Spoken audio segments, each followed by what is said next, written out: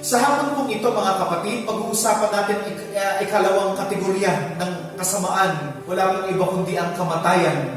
At kung paano po ito inuunawa sa banal na kasulatan. Ang nangungunang pamamaraan upang ilarawan ang kasamaan ay ang cosmos, yung Greek word na cosmos. Cosmos daw po ay hindi tumutukoy sa physical world. Ang cosmos daw po ay mas tamang i-translate as the created order. Ito po ay tumutukoy sa mga sistema, sa mga prinsipyo, sa mga uri ng pagtanaw sa buhay at sa mga pag-uugali ng mga tao. Ang cosmos ay mabuti sapagkat lahat po ng nilikha ng Diyos ay mabuti. Kinikilala nila ang cosmos na nag-iingat at nagpapahalaga sa buhay. Subalit dahil sa pagpasok ng kasalanan, ang created o kabuuang created order na ito ay nabahiran ng kasamaan. Ang mga mabubuting bagay po at ang mga magagandang sistema ng mundo ay nakorap at nagamit po sa kasamaan. Sinasaklaw niya ang halos lahat ng aspeto ng buhay ng tao. And principles, evil mga kapatid, ay present sa halos lahat ng fabric at facet ng buhay ng tao. Thus, humanity desperately need to be saved from this evil. Nakita po sa banal na kasulatan na hindi po ang kasamaan ang may final say sa ating daigdig at hindi po ang kamatayan ang ultimate reality ng tao. Sapagkat nagwagi na ang ating Panginoong Hesus nang siya ay muling mabuhay. Kaya ngayon ay unti-unti na lamang niyang ini-eradicate sa kasaysayan ng mga kasamaang minsang umalipin sa sanglilikha at sa sangkatauhan. Ibig sabihin, pwede nang gawin ng mga naligtas ang misyon na ipinapagawa ng Panginoon sa pamamagitan po ng patuloy na pagsusuko ng ating buhay sa Kanya.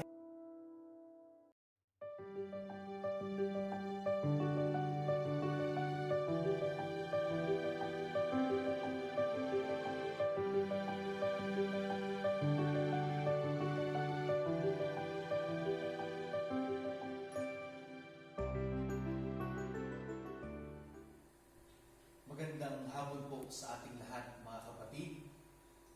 Sabi po ng isang manunulat na ang pangalan ay si Mark Twain, "The most important days in our life are the day you are born and the day you find out why." Ang araw na ikaw ay ipinanganak at ang araw na nalaman mo kung ano ang dahilan kung bakit ikaw ay nabuhay. Sa paglipas po ng kasaysayan ng isang katauhan, halos lahat po yata ng ginawang pagpapagal ng mga tao ay bunga ng kanilang paghahanap o pag-alam sa kahulugan ng buhay o yung sinasabi na ni Mark Twain na dahilan kung bakit nabuhay. Sa kasawiang palad po, mas maraming pagkakataon na tila nauuwi po ang mga pagpapagal ng tao sa kawalang kahulugan ng buhay. Hindi po dahil masama ang kanyang mga ginagawang pagsisikap, kundi dahil baka hindi tama ang kanyang motibasyon o kaya naman po ay baka iba ang kanyang napiling layunin na tatahakin sa buhay. Sa oras kong ito, atin pong mawakasan ang tatlong bahagi ng ating pong pag-aaral patungkol po sa mga gawang pagliligtas ng ating Panginoong Hesus sa pamamagitan po ng pag-unawa kung paano tayo iniligtas ng ating Panginoon at inalis doon sa tinatawag nating meaninglessness o kawalang kabuluhan at kawalang kahulugan ng buhay. Tayo po ay saglit na manalangin. Nagpapasalamat kami muli sa iyo, dakilang Diyos, sapagkat sa oras na ito ay muli mo kaming katatagpuin sa pamamagitan ng iyong mga salita. Dalangin namin kung gayon, na tulungan mo kaming buksan ang aming sarili sa iyo, na magkaroon kami ng bukas na pag-unawa, bukas na puso't isip, upang sa aming pagbubulay sa iyong mga salita, ito'y maunawaan namin. At higit sa lahat, ito ay malakaran namin ang sa gayon, O Diyos, magawa nga namin mamuhay sa isang buhay na punong-puno ng kahulugan, sapagkat ito'y ipinapagamit namin para po tuparin ang iyong mga layunin na ibinigay sa amin. Patuloy kaming humihingi ng gabay sa banal na Espiritu sa aming pag-aaral sa gabi pong ito. Ito pong lahat ay aming idinadalangin sa tanging pangalan lamang po ng aming Panginoong Hesus. Amen. Bago po tayo magpatuloy sa ating pag-aaral, awitan natin ang Panginoon.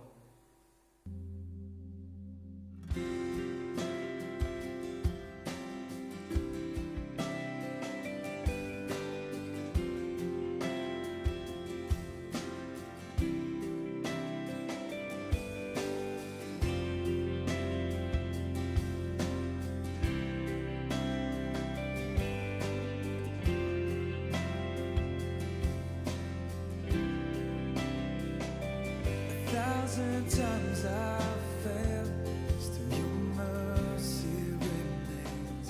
Should I stumble again, still I'm caught in your grace.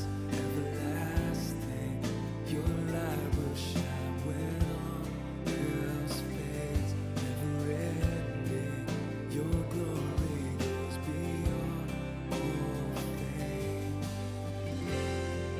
My heart and my soul, I give you control. Consume me from the inside out, Lord. Let justice and praise become my embrace. To love you from the inside out.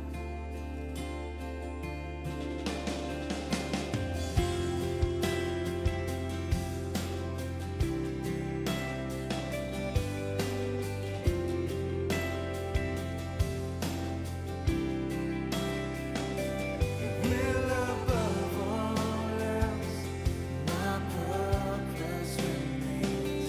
The art of losing myself in bringing you praise. Everlasting, your light will shine when all else fades. Never ending, your glory goes beyond all fame. My heart and my soul, I give you control. Consume me from the inside out, Lord. Let justice and praise become my embrace. To love you from the inside out. Everlasting, your light will shine when all else fades. Never ending, your glory goes beyond all fame.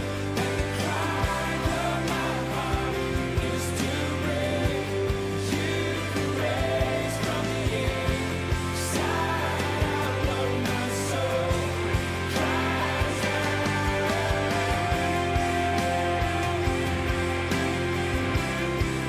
my soul cries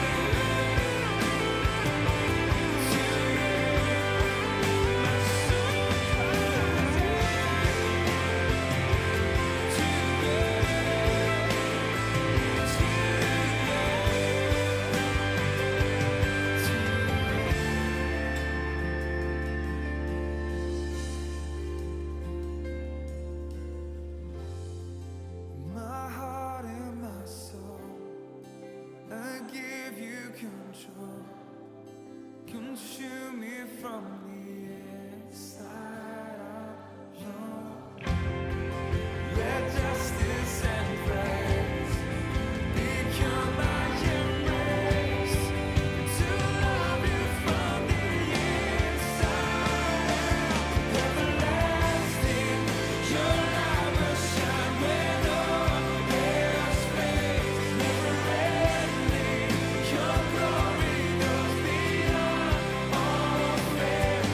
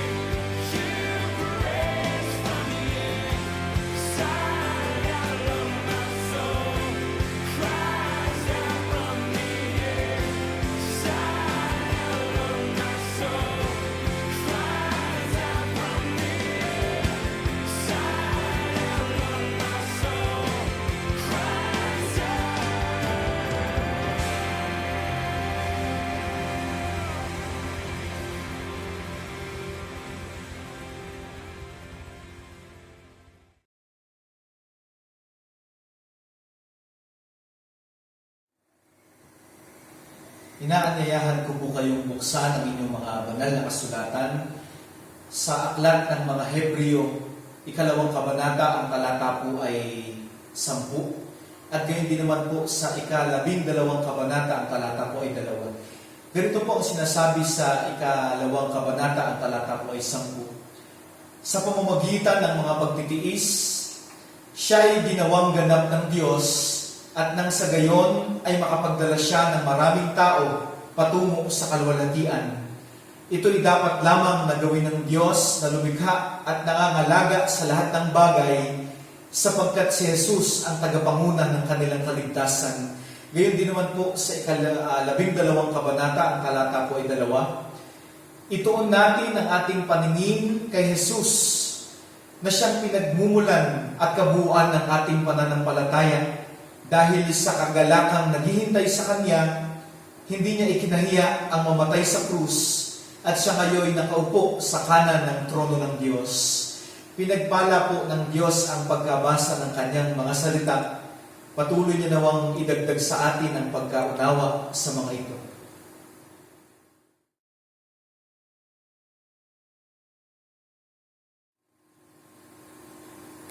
Ang ating pong pag-aaral sa hapon pong ito ay ikatlong bahagi na ng ating pong topic na mga gawang pagliligtas ng ating pong Panginoong Hesukristo.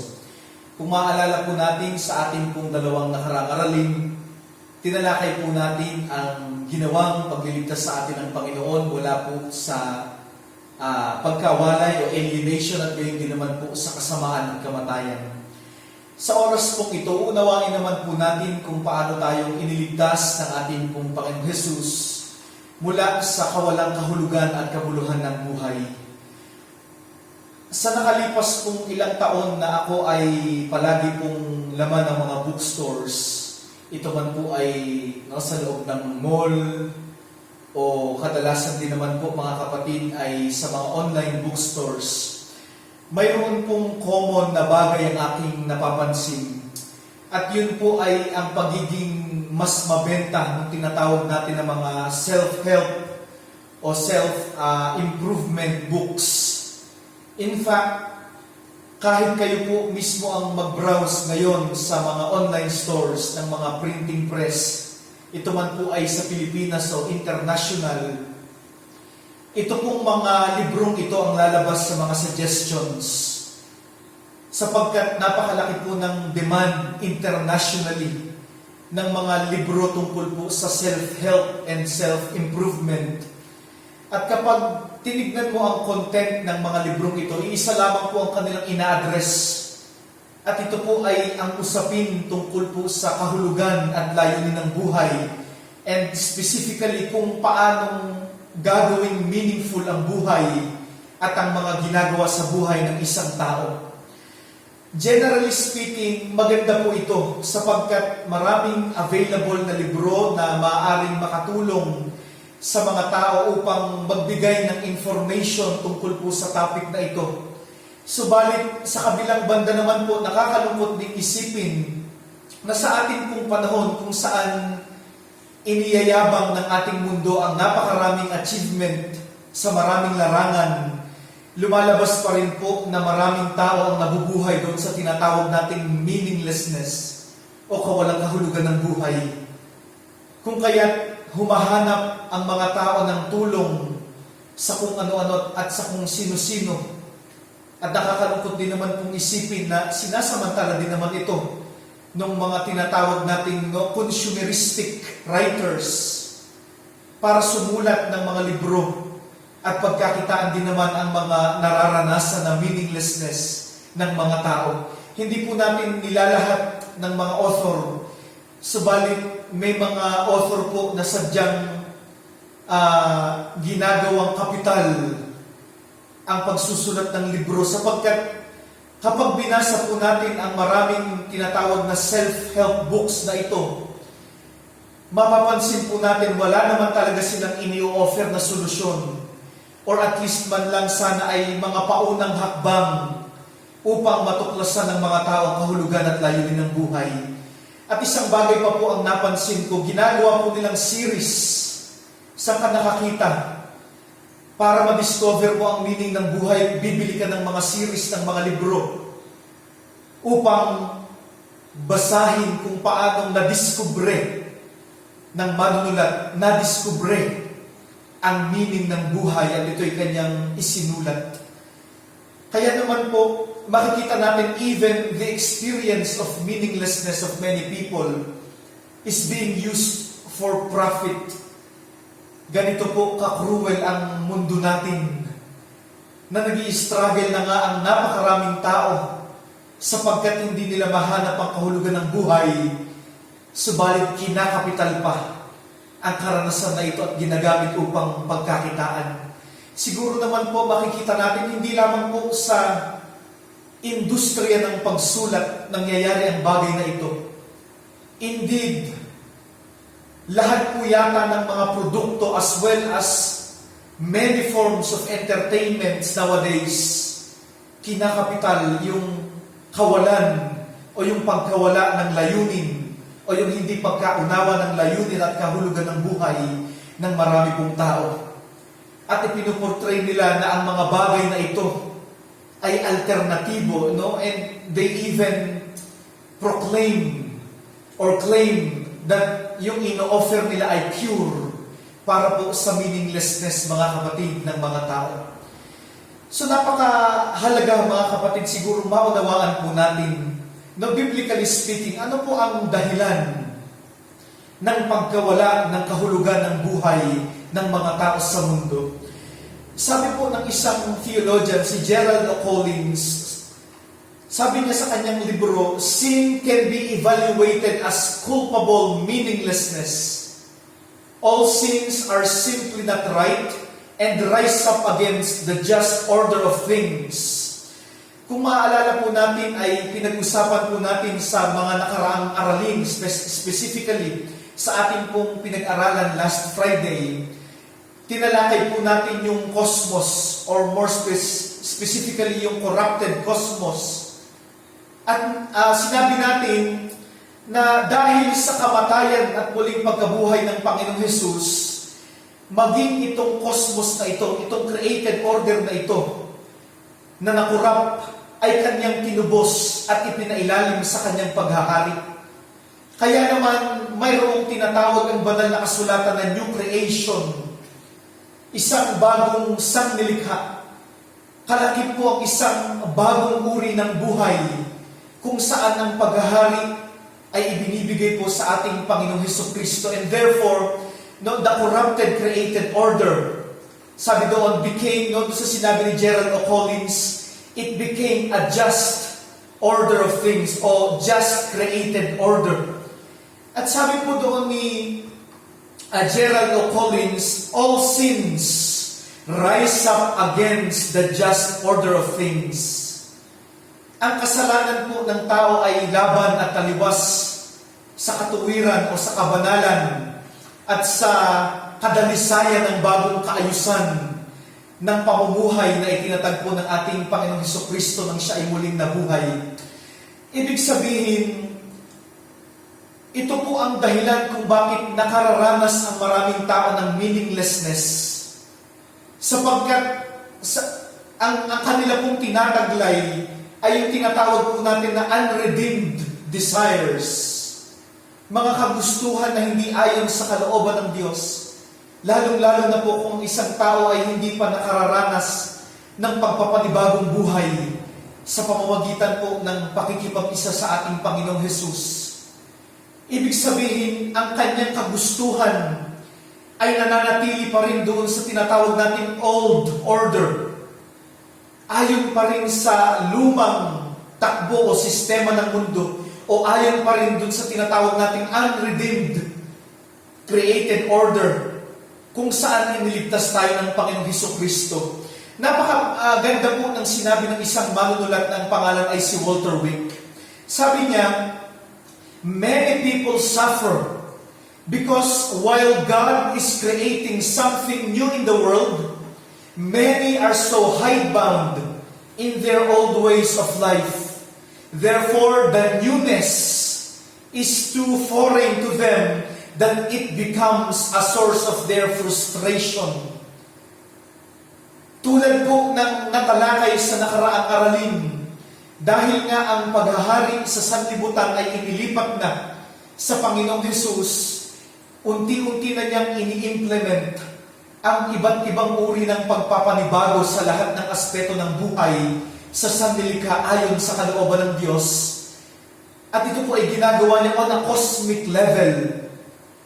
At bagamat ito ay ginagawa niya on a cosmic level, subalit ang konkretong nakararanas lamang po nito ay ang mga taong nakipag-isa sa Kanya. Sapagkat sa lingwahe man po ni Apostol Pablo, tayo na mga nakipag-isa sa Kanya ay binuhay niyang kasama ni Kristo. According to Ephesians chapter 2, verse 5. Ibig sabihin, sa ating pong pakikipag-isa sa Panginoong Hesus, isinama niya tayo sa bagong, o binigyan niya tayo ng bagong buhay. Ipinaranas na sa atin yung isang bagong buhay, bagong kaayusan ng buhay ng sangnilikha na Kanya pong inumpisahan sa pamamagitan ng Kanyang muling pagkabuhay. Kaya kung mayroon man pong makakaintindi dito po sa pagpapanibagong ginagawa ng Diyos sa sangnilikha, dapat po sana tayo yun na mga nakipag-isa sa Panginoon. At hindi po ito mauunawaan ng mga taong walang relasyon sa Diyos, sapagkat malinaw sa banal na kasulatan na nananatili pa ang mga taong walang relasyon sa Diyos sa lumang takbo ng mundo o lumang sistema ng mundo. Sapagkat hindi pa sila binubuhay na kasama ng ating pong Panginoon Jesus. Kaya we can just imagine, marami ang mga taong hindi talaga alam yung binagong pamamaraan at uri ng pamumuhay na ginawa ng Panginoong Jesus. Kaya naman hindi po makita ng mga tao na nananatili pa po sa mundo ang kahulugan ng buhay. Sapagkat ang reference nila ay, ang reference nila sa paghanap nila ng kahulugan ng buhay ay yung lumang takbo pa rin o lumang sistema pa rin ng buhay na sa lingwahe din po ni Pablo ay unti-unting nabubulok o nawawasak. Kaya naman, ang kahulugan ng buhay sa mundo, gaano man po ito ka-articulated, na i-define o ipinresent, subalit nakikita pa rin ng mga tao na unti-unting nagfe-fade. Walang nananatiling meaning sa mundo, sapagkat ang mismong sistema ng mundo ay nagfe-fade, nagde-decay, sabi ni Pablo. Kaya, ano po ang solusyon ng mga matatalinong tao sa ating pong panahon? Very familiar po ngayon yung ipinapakalat nila na ang tawag ay postmodern thought, na nagsasabing ikaw ang bahalang gumawa ng sariling meaning mo sa buhay. Nakadepende sa tao kung ano ang gagawin niyang kahulugan ng kanyang buhay. Wala silang makita sa mundo na matibay na tungtungan na pagbabatayan ng kahulugan ng buhay. So para safe, ikaw na lang ang gumawa ng sarili mong pagpapakahulugan sa buhay. Subalit sa kasawiang palad, nagkakaroon lamang po ng cycle, itong meaninglessness. Dahil for a time, makakakita ang mga tao sa mundo ng meaning. Pero dahil nga, sinasabi ng banal na kasulatan, dahil nga ang old order ng mundo na batayan ng kanilang paghahanap ng kahulugan sa buhay ay nagfe-fade o nabubulok. Nagfe-fade din, mga kapatid, ang sinasabi ng mundong kahulugan. Kaya ang tendency ng mga tao, hahanap ulit ng bagong meaning para sa kanyang sarili. And so on, and so on, and so on. Hanggang mag-lead po ito into desperation and frustration. At kapag nangyari na po sa tao ang frustration, it can lead to severe suffering and even death. Napakarami pong kayang sirain ng frustration sa buhay po ng tao. Kaya po nitong sirain ang anumang pangarap ng tao. Kaya nitong sirain ang anumang pakikipagrelasyon. Kaya nitong sirain yung mismong pagmamahal sa buhay. Yung pagmamahal sa mga ginagawa, pagmamahal sa trabaho, pagmamahal sa pag-aaral. Napakarami pong kayang sirain. Ganito po makapangyarihan ang frustration. Kaya po nitong kitilin ang buhay ng isang tao kapag hindi po ito naagapan. Kaya, sa tumataas po na kaso ng depression sa mundo. Alam niyo po, habang isinusulat ko po ang lesson na ito, mayroong 264 million na tao ang affected ng depression sa buong mundo. Ito po ay ayon sa World Health Organization. At ayon po sa kanila, taon-taon, mayroon pong higit kumulang 800,000 na tao ang nagde-decide na magpakamatay because of depression. Ang COVID-19 po ay pang-12 sa mga source o cause ng death sa mundo. Number 11 po ang suicide. Mas mataas pa rin ang rate ng suicide o yung mga nagpapakamatay kaysa po sa kamatayan na bunga ng COVID-19 because of depression. This is the suffering and death caused by frustration in life. Subalit, hindi lamang po ito bunga ng stress o ng pain na nararanasan ng mga tao. Ito pong mga kapatid, ay resulta lang din ng mas malalim na problema ng meaninglessness na nararanasan ng marami pong tao sa mundo. So ano po ang sinasabi ng ating pong pananampalataya tungkol sa bagay na ito? Paano po tayo iniligtas ng Panginoong Hesukristo sa meaninglessness na ito? Tingnan po natin mga kapatid ang pagliligtas ng Panginoong Hesukristo sa pamamagitan po ng pag-aalay ng kanyang buhay para po sa atin. Ang ikatlong kapahayagan po o anyo o form ng pagliligtas ng Panginoong Hesukristo ay umiikot po sa kanyang priestly ministry na mayroon pong kaakibat na pagsasakripisyo o pag-aalay ng buhay.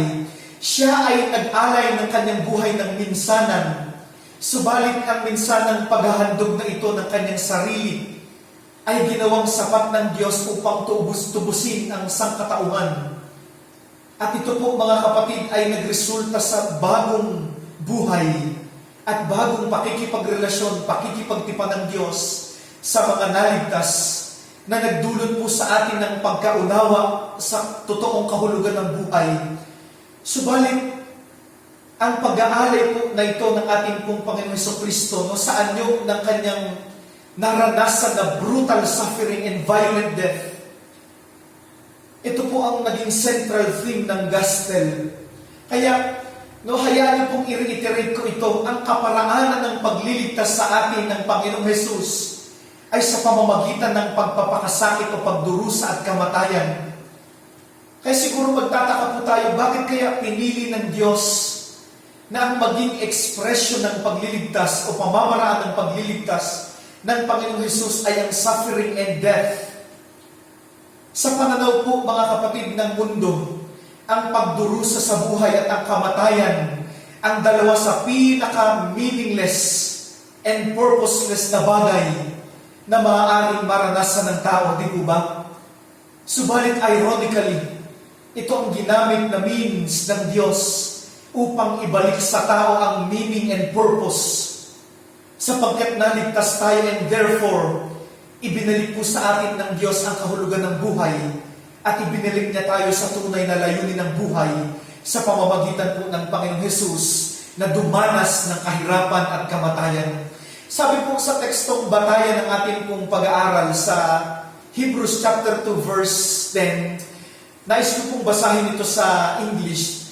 No, in bringing many sons and daughters to glory, it was fitting that God, for whom and through whom everything exists, should make the pioneer of salvation perfect through what He suffered. Gayon din naman po sa chapter 12 verse 2, no, let us fix our eyes on Jesus, the author and perfecter of faith, who for the joy set before Him endured the cross, despising the shame, and has sat down at the right hand of the throne of God. Sabi po dito, ang Panginoong Hesus ay ginawang ganap ng Diyos sa pamamagitan ng kanyang pagpapakasakit o pagdurusa. At sa pamamagitan din po ng pagpapakasakit na ito, tayo ay kanyang dinala sa kaluwalhatian. At napakaganda, sabi dito, sa pamamagitan din po nito, pinangunahan at pinagiging ganap ng Panginoong Hesus ang ating kaligtasan at ang ating pong pananampalataya. So, dahil po sa pagpapakasakit na ito o pagdurusang ito ng ating Panginoon Jesus, no, He glorified us, He saved us, and He authored our faith. Napakahalaga po mga kapatid ng tatlong bagay na ito na ginawa sa atin ng Panginoong Jesus. Sa lumang sistema o sa lumang takbo po ng mundo, kagaya ng sinabi natin kanina, all we can find is frustration. Hindi ka makakahanap ng totoong karangalan sa mundo. In fact, sabi nga ni Charles Spurgeon, no, do you expect to be honored in the world where your Lord was crucified? Sinasabi niya na kung ang Panginoong Jesus nga hindi po pinangaralan sa mundong ito. Tapos tayo, di po ba? Sino po ba tayo? Tapos ini-expect natin na pararangalan tayo sa mundo pong ito. Pero sabi po sa ating pong talata, because of the salvation of Christ na ipinaranas sa atin, no, in the new creation, in the renewed world, o doon sa new created order, Christ Himself brought us to glory. Sa bagong buhay na ibinigay po sa atin ng Panginoong Jesus, ang karangalan natin ay hindi na po nakabatay sa pamantayan ng mundo, na pinaparangalan po ang mga tao base sa kung ano ang kanyang naabot o narating sa buhay. Sa bagong buhay o sa binagong sanglilikha, ang karangalan natin ay ang Panginoong Hesukristo. Kaya ang basihan ng ating buhay ay hindi na kung ano ang sasabihin sa atin ng mga tao, kung ano ang sasabihin natin sa ating sarili. Ang basihan ng ating buhay ay ang buhay ng Panginoong Jesus.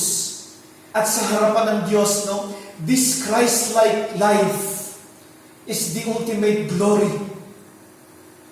At ang mahalaga na ngayon ay kung ano ang sinasabi at pinapagawa sa atin ng Panginoon. Hindi lamang po ito, sabi din po sa ating talata, no, He is the author of our faith. Siya ang pinagmumulan at kabuuan ng ating pananampalataya. Sa naunang chapter po, sa chapter 11, napakaganda po, tinatalakay ng sumulat kung paano ang mundong ito ay hindi naging karapat-dapat sa mga lingkod ng Diyos sa kasaysayan, chapter 11, verse 38. Sapagkat sabi rin naman po sa verse 13, sila o itong mga lingkod na ito ng Diyos sa kasaysayan, sila ay mga dayuhan lamang at nangingibang bayan lamang dito sa lupa. In fact, makikita po natin yung irony nito, no? Nang sinabi po ng sumulat sa talatang 12, silang lahat ay namatay na may pananampalataya sa Diyos. Pero sabi sa sumunod na sentence, hindi nila nakamtan ang mga ipinangako ng Diyos, ngunit natanaw nila iyon mula sa malayo. Ito po mga kapatid ang kaibahan ng buhay ng mga mananampalataya sa buhay ng mga hindi sumasampalataya sa Panginoong Hesukristo. Marami pong tao sa mundo ang namamatay na ang taglay ay frustration. 800,000 yearly, sabi natin kanina. Sabi ng World Health Organization. Subalit ang mga lingkod ng Diyos throughout history, sabi sa talata, namatay na ang taglay ay pananampalataya. And take note, sabi po sa talata, hindi nila nakamtan ang mga ipinangako ng Diyos. Subalit magtataka tayo, bakit parang walang bakas ng frustration sa mga taong ito? No? Possibly, na-frustrate din po sila. Walang taong hindi na-frustrate. Subalit, sabi doon, namatay silang may pananampalataya. Gayong, no, magtataka tayo, gayong sa mundong ito rin naman sila nabuhay. At kagaya rin po sila ng maraming tao na hindi rin po nila nakamtan ang kanilang hinahangan. Ano po ang dahilan kung bakit parang na-overpower ng pananampalataya ang frustration? Una, dahil ang kanila pong mga hinangad ay hindi po bunga ng sarili nilang kagustuhan. Sabi po sa talata, ang kanilang mga hinangad ay mga pangako ng Diyos. So even their hopes and dreams are based on God's promises.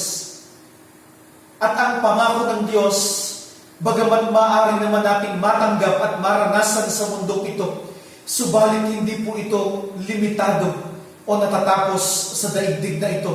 At pangalawa, malinaw po sa kanila na ang realm kung saan sila dapat umasa at maghangad, ultimately ay hindi sa mundong ito.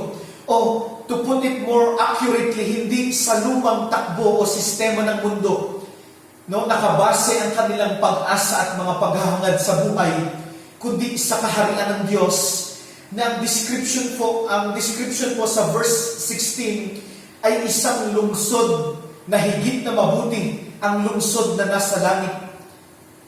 So makikita po natin even the ground of their hopes and dreams are the promises of God. Hindi po namayani ang frustration sa kanila. Bagaman hindi rin naman po nila nakamtan ang kanilang hinahangad, dahil ang kanilang pong mga pag-asa, ang kanilang mga inasahan, ang tungtungan at basihan ng kanilang mga inasahan ay nagmumula sa pangako ng Diyos sa pamamagitan po ng Panginoong Hesukristo, at hindi po nagmula sa sarili nilang mga kagustuhan. Kaya nga napakahalaga, no, na ito ang dahilan kung bakit sinasabi lagi ng mga biblical writers, especially the New Testament writers, on the basis of the resurrection of Jesus Christ, magbago kayo ng kaisipan. Huwag ninyong gayahin yung pag-iisip ng mundo. Ang reference ng inyong inaasahan ay hindi yung lumang takbo ng mundo. Dahil kagaya ng sinabi natin kanina, yung lumang takbo ng mundo, nabubulok, nagdedecay. Kaya't kung doon natin itutungtong ang ating mga paghahangad at pag-asa, lalo lamang talagang lalo tayong mafufrustrate. Sapagkat saksi po tayong lahat na karamihan, kung hindi man lahat, subalit karamihan po ng mga hinangad ng tao na ayon lamang sa atin pong mga kagustuhan sa mundong ito. Ito po ang nagdulot sa atin ng katakot-takot na frustration sa buhay. Subalit dahil po kasama sa bagong buhay na ibinigay sa atin ng Panginoong Hesus, ang pagbibigay niya sa atin ng pananampalataya, nagkaroon tayo ng bagong pag-asa sa mga bagay na nakabatay sa plano at kagustuhan ng Diyos. Kaya dito po natin makikita ang lunas ng Diyos sa mga frustration ng buhay ay ang pananampalataya na ibinigay niya sa atin sa pamamagitan po ng Panginoong Hesukristo. At hindi po nakabase sa atin ang pagiging ganap ng pananampalataya ito. Sabi sa talata, ang Panginoong Hesus ang pinagmumulan, siya rin ang nagpapaganap o ang kabuuan, kaganapan ng ating pananampalataya. Kaya maaari po tayong mapuno ng pag-asa, kahit po mga kapatid, sa mga karanasan ng frustration sa buhay, sapagkat hindi po tayo ang pinagmumulan, hindi rin po tayo ang nagpapaganap ng ating pananampalataya. Ibig sabihin din po nito, hanggang hindi natutupad ang mga pangako sa atin ng Diyos, patuloy niyang patatatagin sa pamamagitan ng ating Panginoong Hesus ang ating pananampalataya, upang huwag tayong mawalan ng pag-asa at upang huwag tayong sumuko. That is why sabi din po sa banal na kasulatan, our Lord Jesus Christ persevered even in suffering. He even faced death para lamang bigyan tayo ng ganitong kadalisay na pananampalataya na hindi kayang tibagin ng anumang hamon ng buhay na ito. Sapagkat ipinakita po sa banal na kasulatan kung ano ang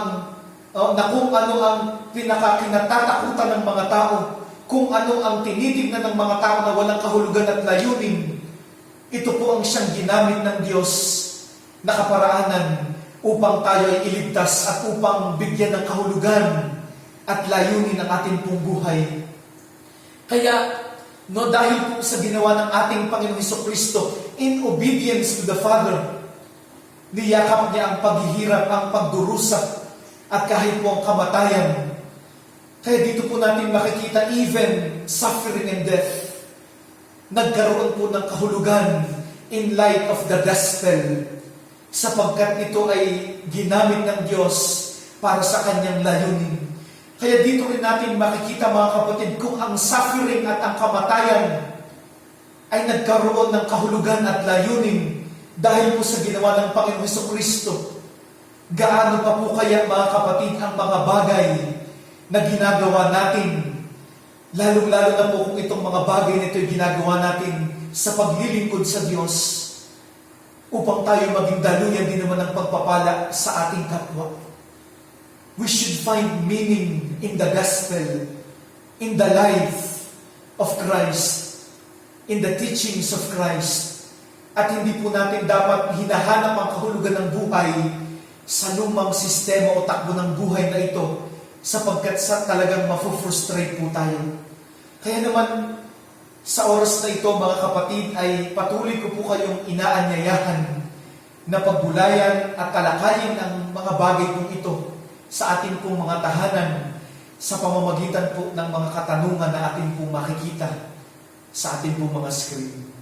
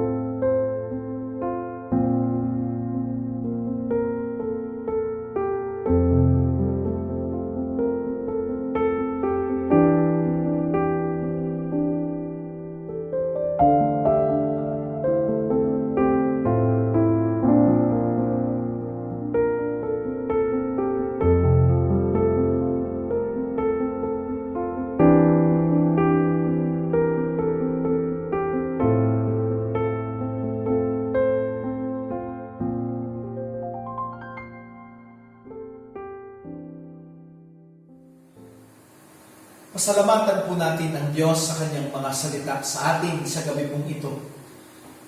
Patuloy ko po kayong inaanyayahan na maglaan ng ilang minuto pa para po magkaroon ng pananalangin sa loob po ng ating pong mga tahanan. Kung ano man po ang ating pong mga prayer concerns, ito po'y sabihin natin sa ating mga mahal sa buhay o sa mga kasama po natin sa loob ng ating tahanan. At tayo po ay sama-samang manalangin sa Diyos bilang isang pamilya.